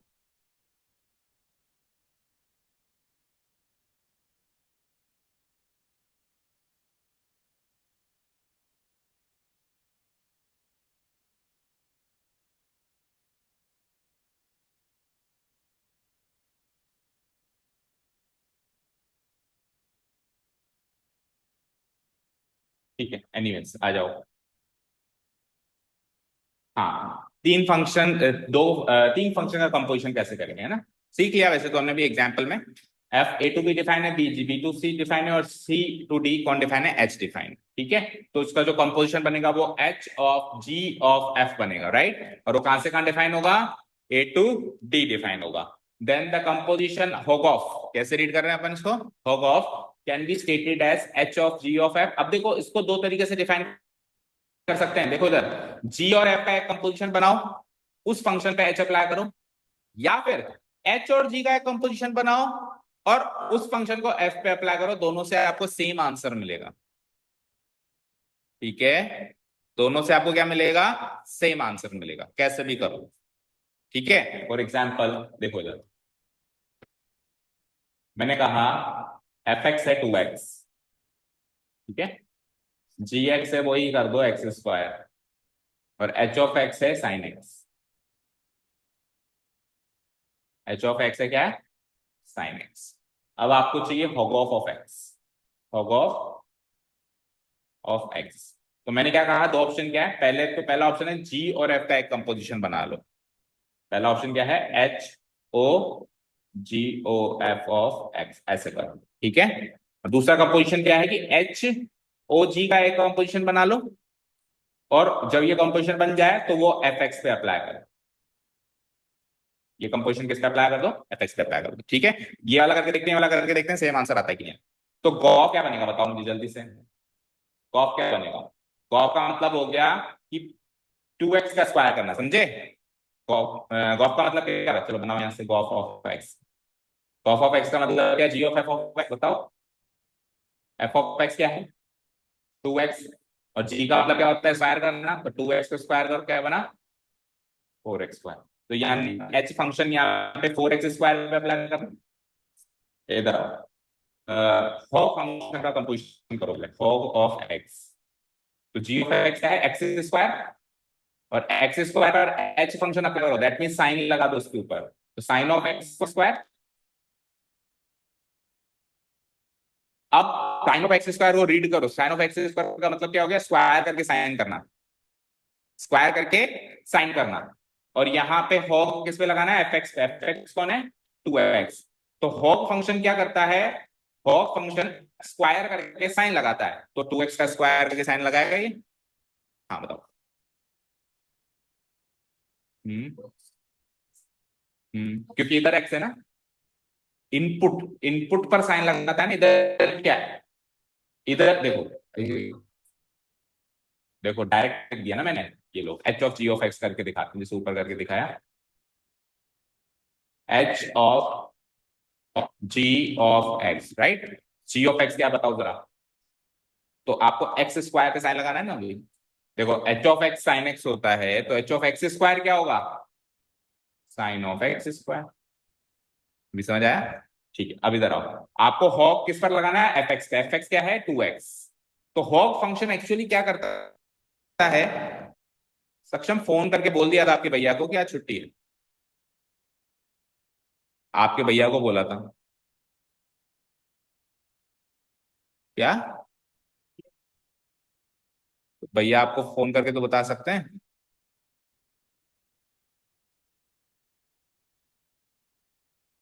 मैंने अभी फोन किया सुबह को, बात कर लेना भैया से एक बार, है ना, कल शाम को आना है, और कल शाम को टेस्ट है, आज की छुट्टी है, 5 बजे आना। ठीक है, तो हॉक फंक्शन की फंक्शनिंग को समझो, क्या करता है ये, स्क्वायर करके साइन करता है। तो अब ये हॉक किसका कर रहा है, 2x का, तो 2x का स्क्वायर करके साइन करेगा। तो 2x का स्क्वायर क्या होता है, 4x स्क्वायर, और 4x स्क्वायर का ये क्या कर देगा, साइन कर देगा। ये फाइनल आंसर आ गया।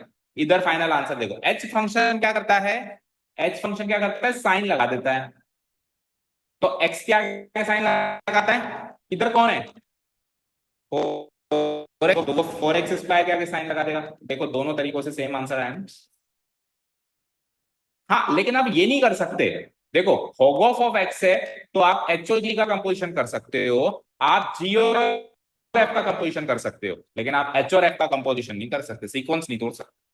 इन दोनों को करके बाद में इसको कर दो, या इन दोनों को करके बाद में, लेकिन ऐसा नहीं कि सर कोई भी दो करने तो मैं पहले तीसरे को कर दूंगा, दैट इज नॉट पॉसिबल। समझ में आया, क्लियर है। कोई सा भी कंपोजिशन हम बना सकते हैं। अच्छा, कंपोजिशन बनाने के बाद आंसर सेम आता है या नहीं आता है, इसको तो हमने वेरीफाई, इसको एक नंबर पे वेरीफाई करके देखते हैं। जैसे एफ एक्स करता है दुगना, जी एक्स करता है स्क्वायर, ठीक है। तो कोई भी एक नंबर बोलो, एक्स कोई भी रियल नंबर बोलो, लेट से 3 ले लिया मैंने, तो एफ ऑफ 3 क्या होगा बताओ, बोलो। 6, 2 3 जा 6। अब जो आंसर है वो जी में डालेंगे, तो जी ऑफ 6 बोलो, 6 का स्क्वायर यानी कि 30। अब कंपोजिशन करते हैं, तो गॉफ ऑफ एक्स करूंगा मैं, गॉफ ऑफ एक्स का मतलब है g of f of x. तो कंपोजिट फंक्शन बनाओ क्विकली, एफ ऑफ एक्स क्या है, 2x, तो 2x का स्क्वायर क्या हो जाएगा, 4x। तो 4x स्क्वायर मेरा कंपोजिट फंक्शन है।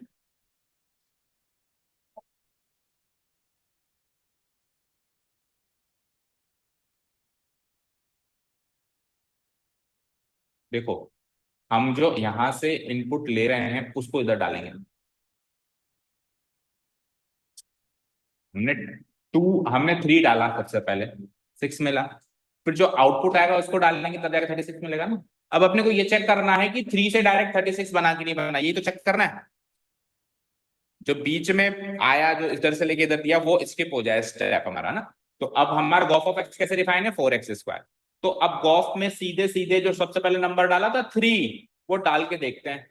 तो गॉफ ऑफ एक्स क्या है, 4x स्क्वायर, तो गॉफ ऑफ 3 क्या होगा बोलो। अगर Gauff of x 4x square है तो गॉफ ऑफ 3 क्या होगा बोलो, करके देखो। 4 और x की जगह क्या डालूंगा, 3 का स्क्वायर, 9 4 जा,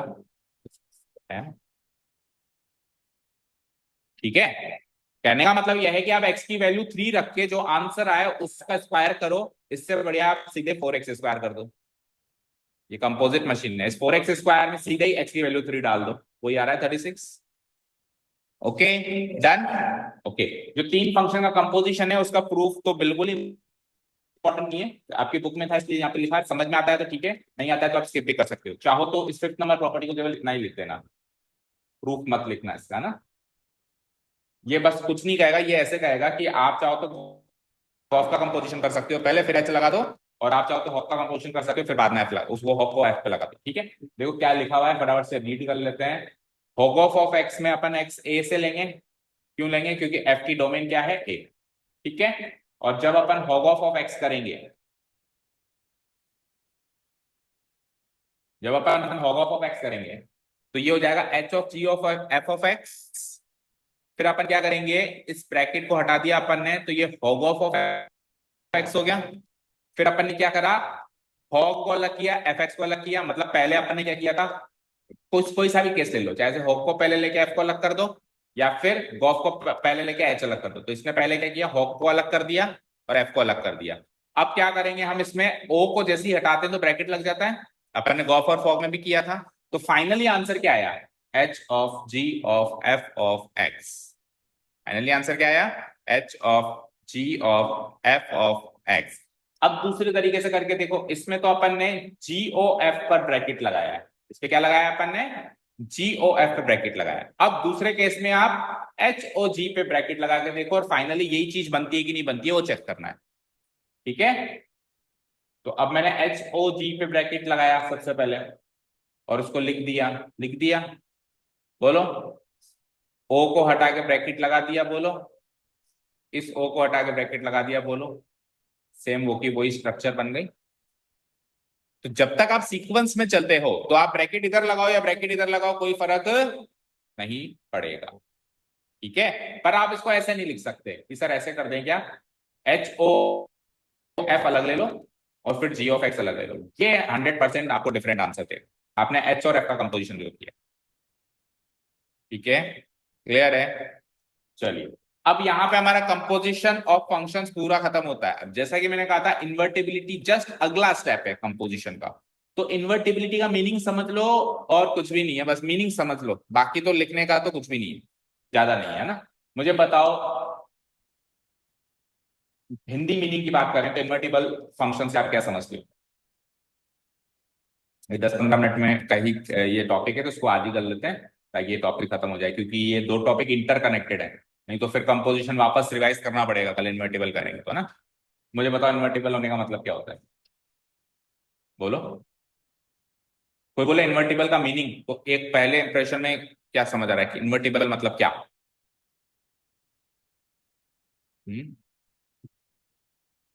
composition over, this part over, now invertible function. बताओ, फर्स्ट इंप्रेशन में इन्वर्टिबल होने का मीनिंग क्या समझते हो? बोलो विधि। नहीं पता? क्या होना? अपोजिट, बिल्कुल सही। सरल सी भाषा में बात करें तो उल्टा। सरल सी भाषा में क्या बात करें? उल्टा। एक फंक्शन है, उसका उल्टा फंक्शन बताओ। एक फंक्शन है, उसका क्या बताओ? उल्टा फंक्शन बताओ। अब मैं मैथ्स की बात करूं तो मैथ्स में उल्टा करने को अपन मानते हैं अब तक रेसिप्रोकल। जैसे मैंने कहा 3 का उल्टा बताओ, तो आप क्या कहोगे? 1/3, यही कहोगे। अभी तक तो मैथ्स में अपन उल्टा इसी को बोलते हैं, इसी को बोलते हैं। मैंने कहा 7 का करना जरा उल्टा, जो भी अपन बोल रहे हैं इन्वर्टिबल करना, क्या करोगे? 1/7, यही करोगे, बोलो। 10 का करना, एक्स का करना, एक्स स्क्वायर का करना 1/x², ये हो गया गलत। यहां तक सही था, ये हो गया गलत। क्यों? देखो, उल्टा करने का मतलब ये नहीं होता कि ऐसे उल्टा कर दो। उल्टा करने का मतलब होता है उसकी फंक्शनिंग को उल्टा करना, उसकी फंक्शनिंग को उल्टा करना। तो ये एक्स का स्क्वायर करता है तो उसका उल्टा फंक्शन बनेगा √x। समझ आया? अच्छा बताओ, 2x का उल्टा क्या करोगे? 1/2x। x/2, very good. ये दुगना करता है तो वो आधा करेगा। फंक्शनिंग को उल्टा करो, वो जो काम करता है उसको रिवर्स कर दो। मतलब एक मशीन है, इधर देखो, मशीन में मैंने इनपुट डाला, कनिष्क इधर देखो, एक मशीन है उसमें मैंने इनपुट डाला, आउटपुट निकला। अब ऐसी कोई और मशीन हो जिसमें वो आउटपुट डालूं, वापस वो इनपुट निकल जाए, वो होता है उल्टा या इन्वर्टिबल फंक्शनिंग। अब जैसे ये 2x का मतलब क्या होता है? दुगना करना। 2x का मतलब क्या होता है? दुगना करना। x/2 का मतलब क्या होता है? आधा करना। तो दुगना करना आधे करने का उल्टा होगा नहीं होगा, या आधा करना दुगने करने का उल्टा होगा नहीं होगा, बताओ। होगा ना? अच्छा जी, 3x का उल्टा बताओ फिर। x/3। अच्छा जी, ये बताना जरा, 3x - 4 का उल्टा बताना जरा। क्या? 4x।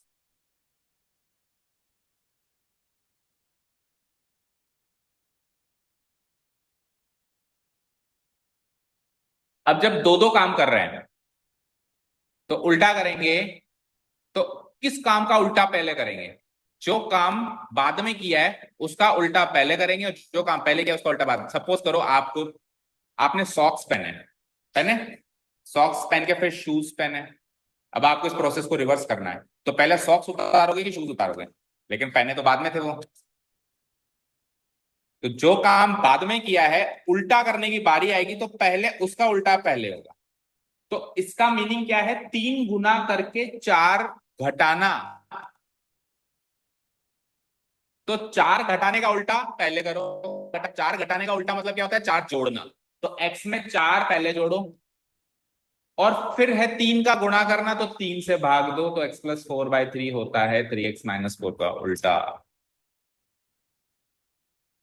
और ये जो उल्टा उल्टा उल्टा हम कह रहे हैं, इसी को बोलते हैं इनवर्स या इन्वर्टिबल मैथमेटिकल लैंग्वेज में। समझ आया? अच्छा, ये तो एक देसी लैंग्वेज में आपको बताया मैंने कि 3x-4 का उल्टा ये होता है। अब जैसे कॉम्प्लिकेटेड ज्यादा आ जाए फंक्शन, तो इस तरीके से ऑब्वियसली सोचना मुश्किल है। तो सबसे सही तरीका बताया क्या है? इस 3x-4 को y मानो और इसको x as a function of y बना दो। तो -4 इधर जाएगा और x3 इधर जाएगा तो x की वैल्यू क्या मिली इन टर्म्स ऑफ y+4/3। अब ये तो अपन इसको y माना था इसलिए y में आया। अगर x की फॉर्म में उल्टा बनाए तो क्या बनेगा? x+4/3। ठीक है, ये बहुत आसान तरीका है इक्वेशन फॉर्म में सॉल्व करने का। बोलो समझ आ रहा है? सारी चीज समझ आ रही है? अब फिर मुझे एक चीज बताओ कि सर ये तो फंक्शंस का उल्टा समझ गए हम, ये भी समझ गए, ये भी समझ गए, पर 3 का उल्टा फिर 1/3 कैसे हुआ? और 7 का उल्टा 1/7 कैसे हुआ? और 10 का उल्टा 1/10 कैसे हुआ? और x का उल्टा 1/x कैसे हुआ? हुआ या नहीं हुआ? बिल्कुल हुआ, क्योंकि 3 का मतलब है 3 से गुणा करना और 1/3 का मतलब है 3 से भाग देना। देखो, 3 को क्या लिख सकते हो? 1 × 3। और 1/3 को क्या लिख सकते हो? 1/3। 1 × 3 3 होता है और 1/3 1/3 होता है। तो इसका मतलब है 3 से गुना करना, इसका मतलब है 3 से भाग देना। तो ये तो एक दूसरे के उल्टे हुए या नहीं हुए? तो जब जनरल रियल नंबर्स की बात करी जाए तो रेसिप्रोकली उल्टा होता है। टेक्निकली भी वही होता है और याद भी वैसे ही किया जाता है। लेकिन जब फंक्शंस की बात करी जाए तो रेसिप्रोकल उल्टा नहीं होता।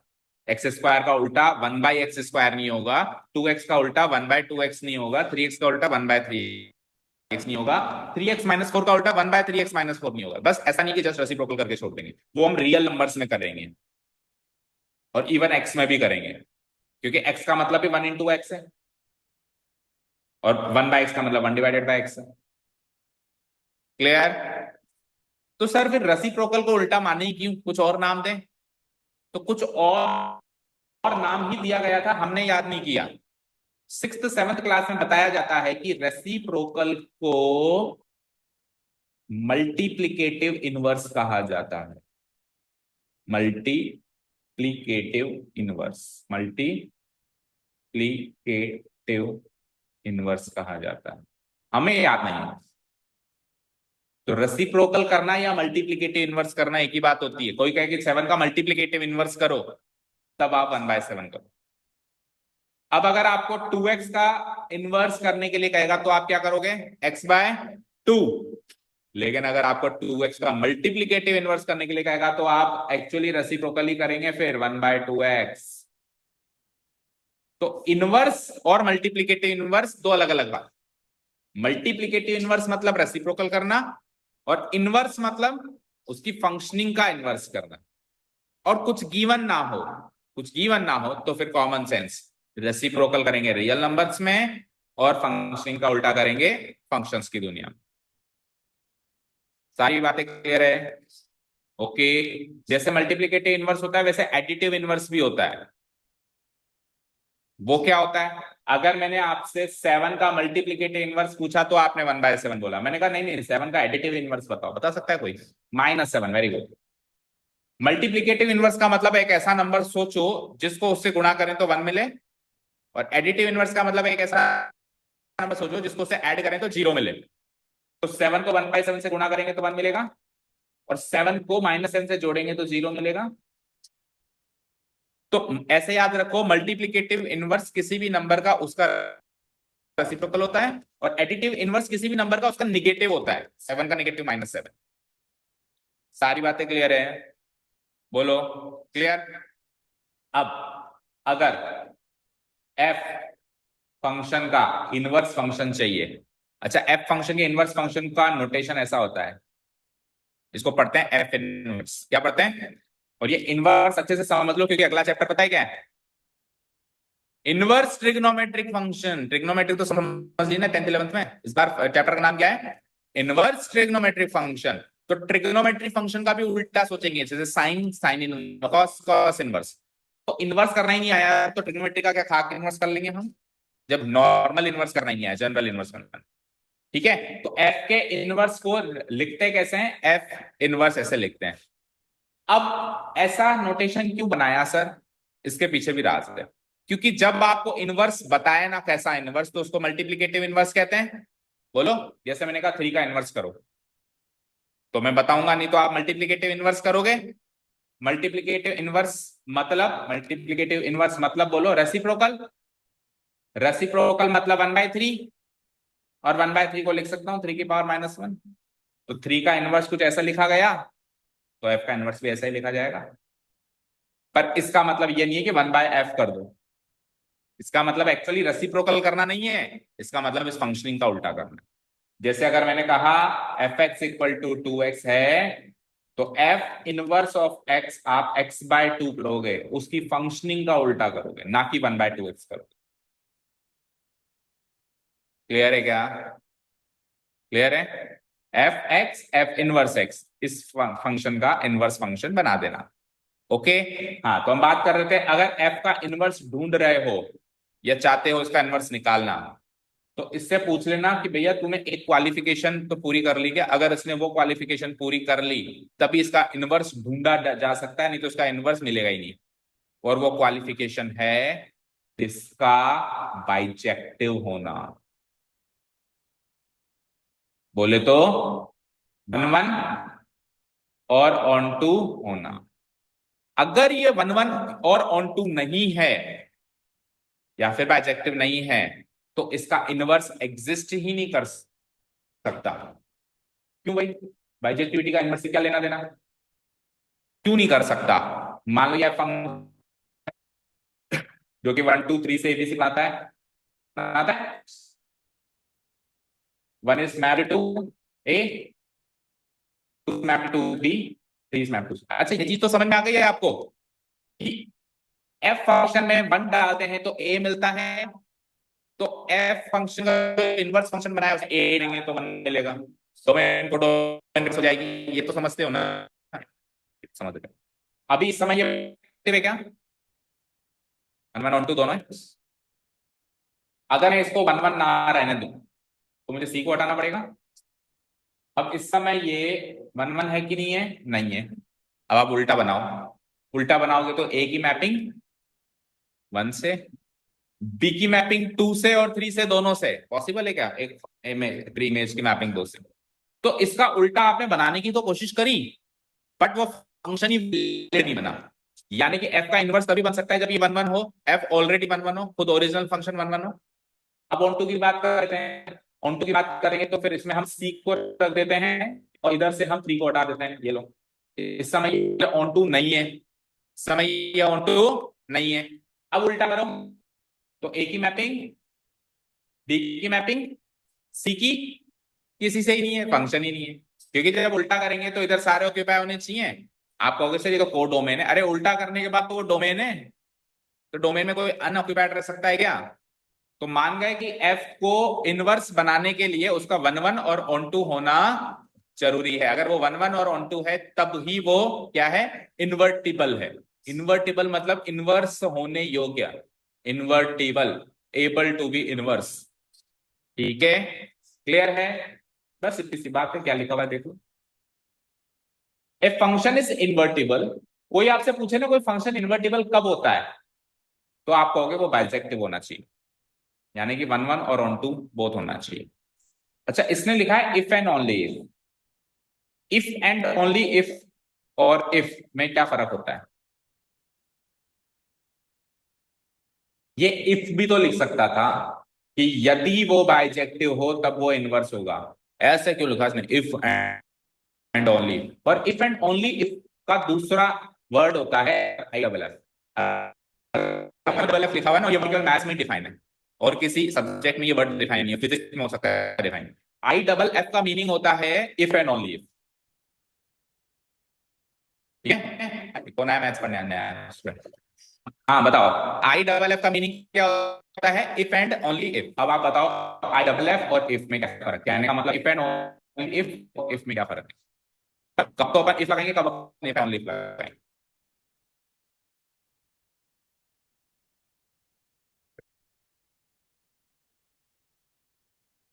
देखो मैथ की स्टेटमेंट लिखा है यहाँ पे, तो इसका रिजल्ट एक दूसरा स्टेटमेंट आ गया।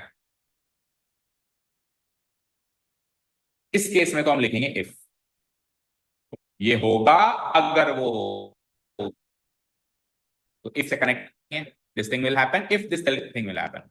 लेकिन अगर मैंने इफ एंड ओनली इफ लिख दिया, तो इसका मतलब ये होगा कि इधर से इधर तो जा सकते हैं, इधर से वापस इधर भी आ सकते हैं, तो बोलते हैं टू वे इम्प्लीकेशन। मतलब ये दोनों साइड इंप्लाइज का साइन लगाता है। ये क्या करता है, दोनों साइड इंप्लाइज का साइन लगाता है।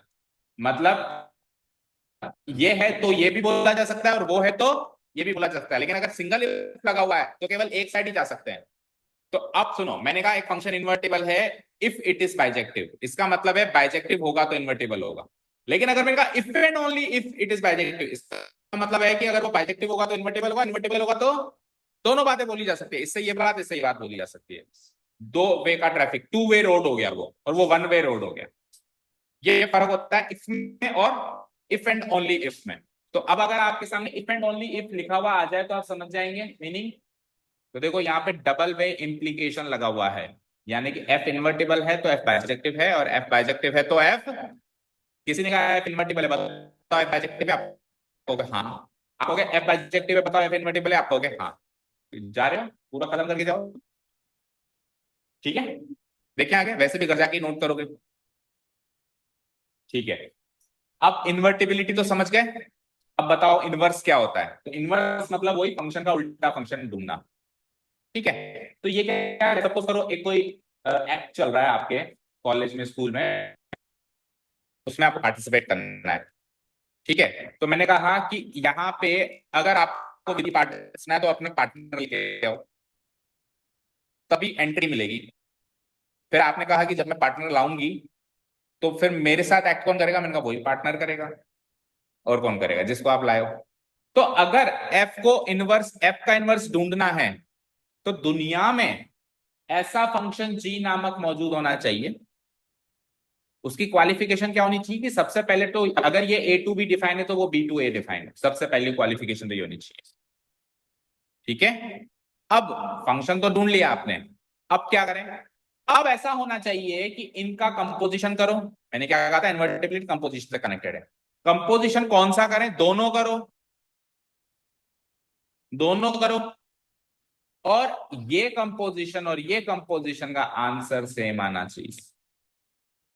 यानी गॉफ करूं पहले एफ करके बाद में जी करूं, या पहले जी करके बाद में एफ करूं, दोनों से अगर सेम आंसर आएगा तब तो एफ इन्वर्टिबल माना जाएगा, और जो फंक्शन आप ढूंढ रहे थे जी वो ही उसका इनवर्स माना जाएगा।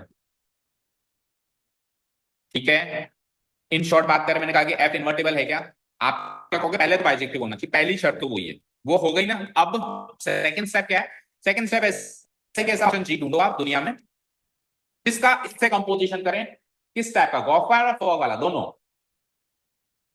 सॉरी मैंने गलत बोला, एक वर्ड गलत बोला, फिर से सुनो, अब सारी बात फिर से सुनो। ये दोनों इक्वल होने चाहिए, ऐसा नहीं, इक्वल तो कैसे हम करते हैं ना, गॉफ फॉग वाला। ये दोनों के दोनों आइडेंटिटी फंक्शन होने चाहिए।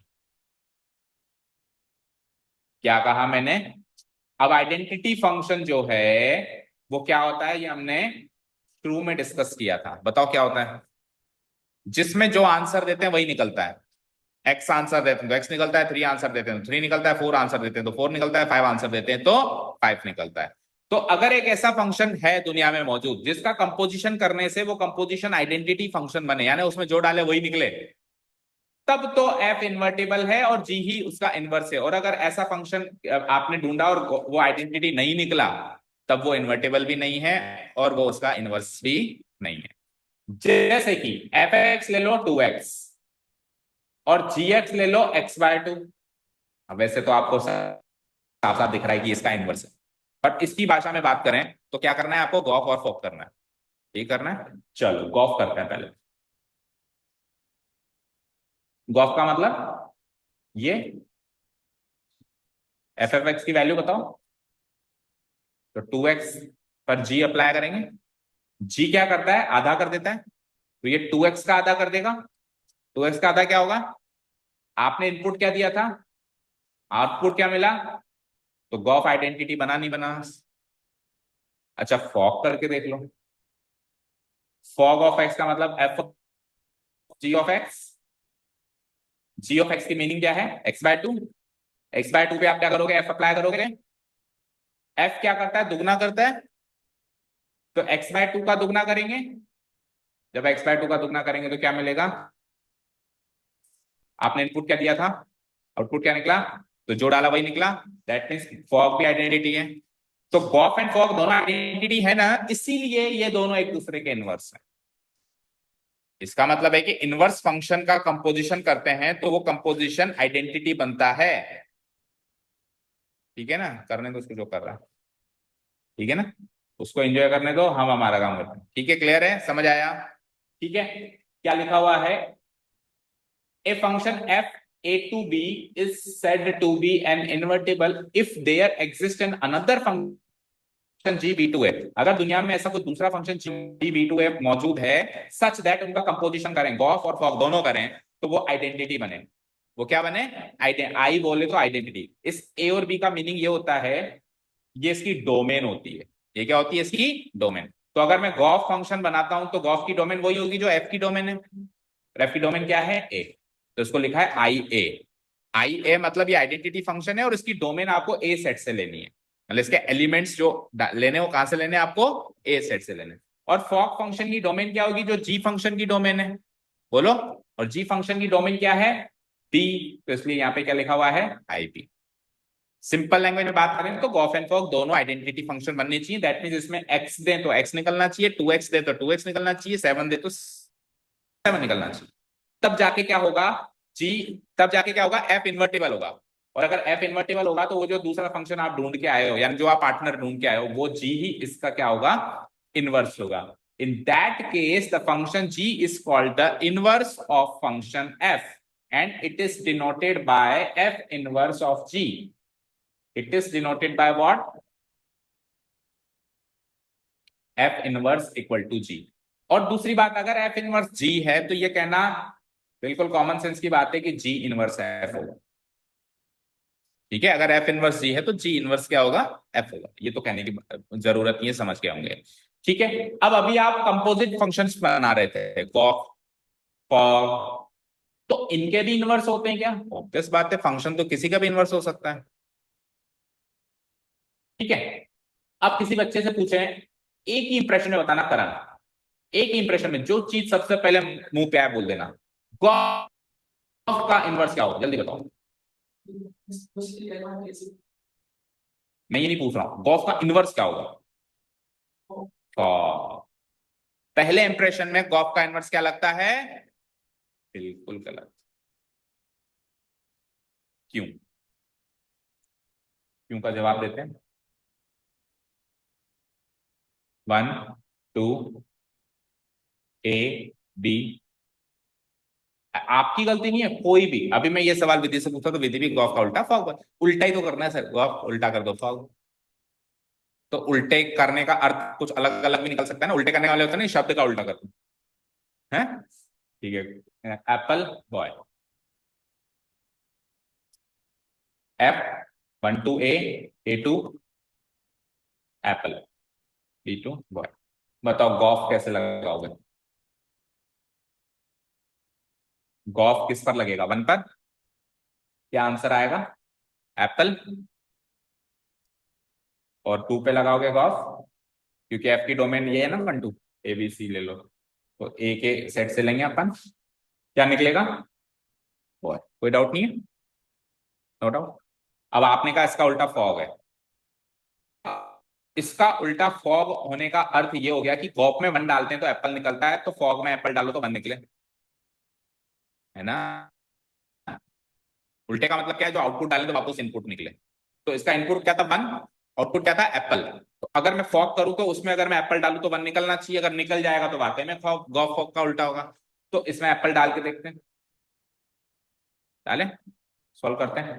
तो f of g of apple है ना, ऐसे तो लिखेंगे इसको। तो जी के अंदर एप्पल डल ही नहीं सकता, जी के अंदर तो ए और बी डलते हैं, फंक्शन ही डिफाइन नहीं हुआ। तो कहां बना गॉफ का उल्टा फॉर्म, नहीं बना ना। गॉफ एंड फॉक दो अलग अलग कंपोजिशंस हैं, एक दूसरे के इनवर्स नहीं है। तो इनके इनवर्स क्या होंगे वो सोचना है आपने। समझ आया? तो इसके इनवर्स होंगे, इसी एग्जांपल से समझ लो। गॉफ का इनवर्स होगा, एनी हिंट्स बताओ, गॉफ का इनवर्स।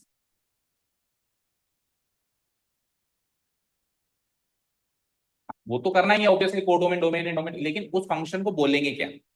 तो देखो, गॉफ का इनवर्स होगा F inverse of g inverse. अभी अभी बताया था कि जो काम पहले किया है उसका उल्टा बाद में करो, और जो काम बाद में किया है उसका उल्टा। हमने सॉक्स पहने फिर शूज पहने, अब इस प्रोसेस को रिवर्स करना है। तो पहले शूज उतारो, बाद में सॉक्स उतारो। देखो, पहले सॉक्स पहने थे, बाद में शूज पहने थे। तो उल्टे प्रोसेस में जो काम पहले किया उसका उल्टा करो। उल्टा तो करो, लेकिन कब करो, सवाल यह है कि कब करें। कुछ कर सकता है कि फिर इधर ध्यान दो, पर आपका ध्यान अब इस पे ही रहेगा, इस पे तो जाएगा नहीं, है ना। थोड़ा सा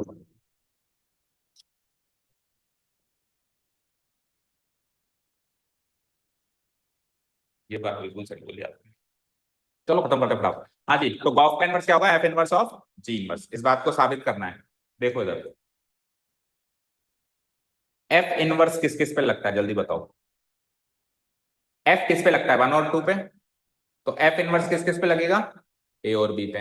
तो एफ इनवर्स ऑफ ए क्या होगा, वन।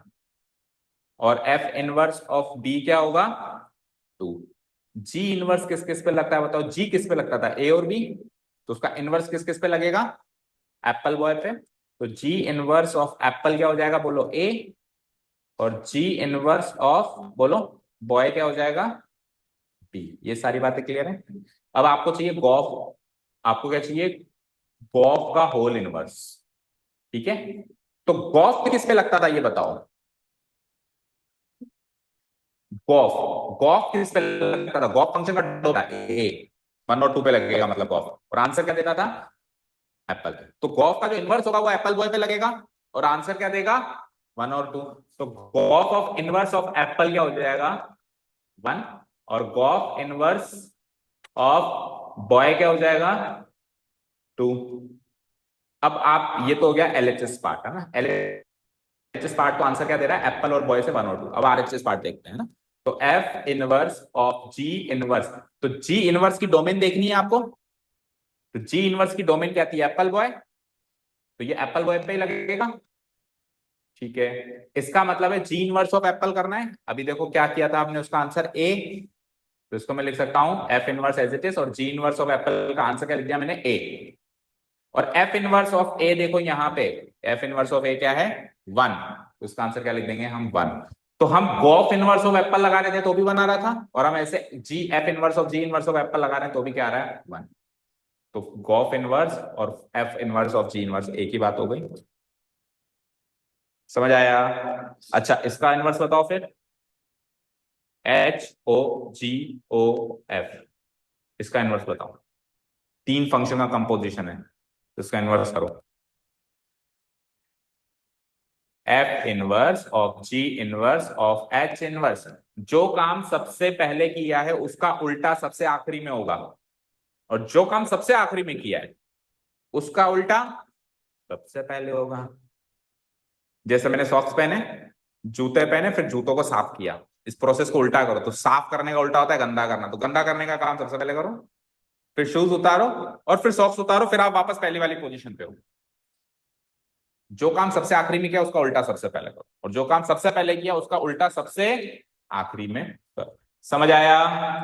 याद हो गया? गॉफ का inverse f A to B g to B to C are two function in the composition of this function g o f A to C. What is the inverse of g o f, सवाल ये है, what is the inverse of g o f. तो g o f inverse सबसे पहले तो define होगा सी to ए, ये तो बिल्कुल निश्चित बात है, क्योंकि गॉफ डिफाइन था ए टू सी, तो ये डिफाइन कहां से कहां होगा, सी टू ए डिफाइन होगा। ठीक है, वही एप्पल बॉय वाली कहानी है।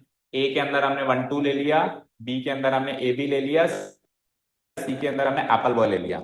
एफ जो ए टू बी डिफाइन था, तो एफ में 1 डालते थे ए मिलता था, एफ में 2 डालते थे बी मिलता था। G B to C define था, तो जी में ए डालते थे एप्पल मिलता था, जी में बी डालते थे बॉय मिलता था। तो g o f A to C define है, गॉफ में सीधा 1 डालेंगे एप्पल मिलेगा, और गॉफ में सीधा 2 डालेंगे तो क्या मिलेगा, बॉय मिलेगा। ये तो सीधा सीधा कर दिया अपन ने, है ना। अब कंपोजिशन की बात करते हैं, ये इसका मैप भी बना दिया अपन ने।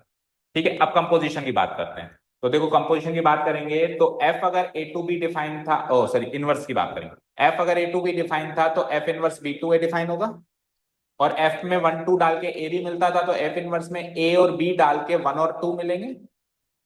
ठीक है, g B to C define था, तो g inverse C to B define होगा, और जी के अंदर ए और बी डाल के एप्पल बॉय मिलते थे, तो जी इनवर्स में एप्पल और बॉय डाल के ए और बी मिलेगा, उल्टा एप्पल डाल के ए और बॉय डाल के बी। फाइन। ठीक है, अब अपन जब गॉफ इनवर्स कर रहे हैं, तो गॉफ इनवर्स कहां से कहां डिफाइन है बताओ, सी टू ए। तो उसमें एलिमेंट क्या डलेगा, जो सी के हैं, सी के क्या है, एप्पल और बॉय, और आंसर क्या मिलेंगे, ए के एलिमेंट्स क्या है, 1 और 2। तो यानी कि गॉफ इनवर्स जो है एप्पल बॉय से 1 2 में डिफाइन है, ये इसकी डोमेन है सी, और ये इसकी डोमेन है ए। ठीक है, अब ये तो अपन ने डायरेक्टली ये डाला और ये निकाला। अब अलग अलग करो, जी इनवर्स ऑफ एफ नहीं, F inverse of g inverse of x, तो वो जो फंक्शन बनेगा वो भी सेम ऐसा बन जाएगा। अगर वो फंक्शन भी सेम ऐसा ही बन जाएगा, उससे साबित हो जाएगा कि गॉफ इनवर्स जो होता है F inverse of g inverse होता है। तो अब अलग अलग किया हमने, F inverse of g inverse किया, तो f inverse of g inverse करने के लिए हमने क्या किया, एफ इनवर्स अलग किया, जी इनवर्स ऑफ एप्पल किया, जी इनवर्स ऑफ एप्पल क्या था ए, एफ इनवर्स ऑफ ए क्या हो गया, 1 हो गया। स्टेप बाय स्टेप उल्टा किया। ठीक है, अब बॉय में डाला जब अपन ने, तो जी इनवर्स ऑफ बॉय क्या था, बी, और एफ इनवर्स ऑफ बी क्या हो गया, 2।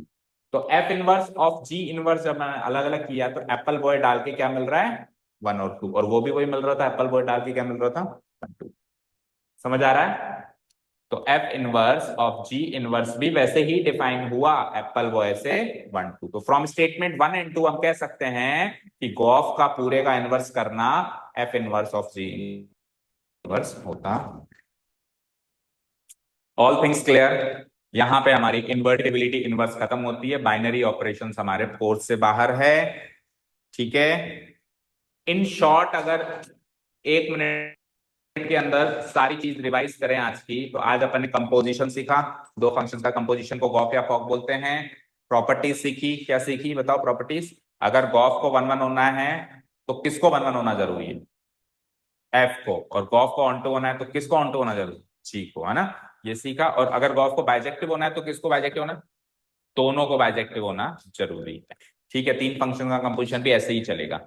ठीक है, फिर इन्वर्टिबिलिटी की बात करी, तो सबसे पहले कोई भी फंक्शन इन्वर्टिबल कब होता है,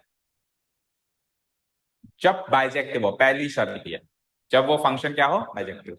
दूसरी शर्त यह है कि दुनिया में ऐसा कोई फंक्शन मौजूद है जिसके साथ इस फंक्शन का कंपोजिशन करें 2 वे तरीके से, गॉफ वाला और फॉग वाला। तो आंसर क्या निकले, आंसर क्या निकले, जो डाले वही निकले उसको बोलते क्या है, आइडेंटिटी फंक्शन, है ना। जो एक फंक्शन जैसे एफ फंक्शन का इन्वर्टिबल सोचना है आपको, तो जी फंक्शन सोचो, पहले तो सोच के इसके साथ कंपोजिशन करो। अगर आप सोच ही नहीं पा रहे हो तो शायद वो इन्वर्टिबल नहीं है।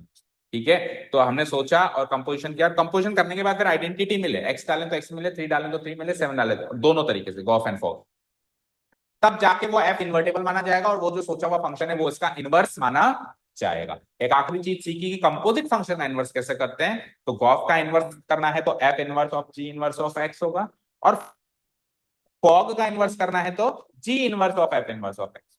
इन सब के प्रूफ हमने सीखे, ये सारा काम आज करो। कल क्या करेंगे,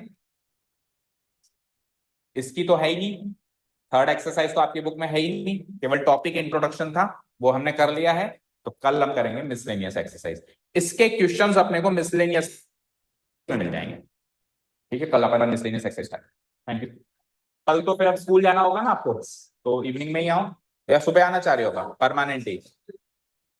अच्छा, सुबह कितने बजे, 6 से 7, 6 से 7 सुबह। चलो ग्रुप में डिस्कस करते हैं। मैं शाम तक जवाब देता हूँ, है ना? Okay, thank you so much for listening to us, have a nice day, keep learning.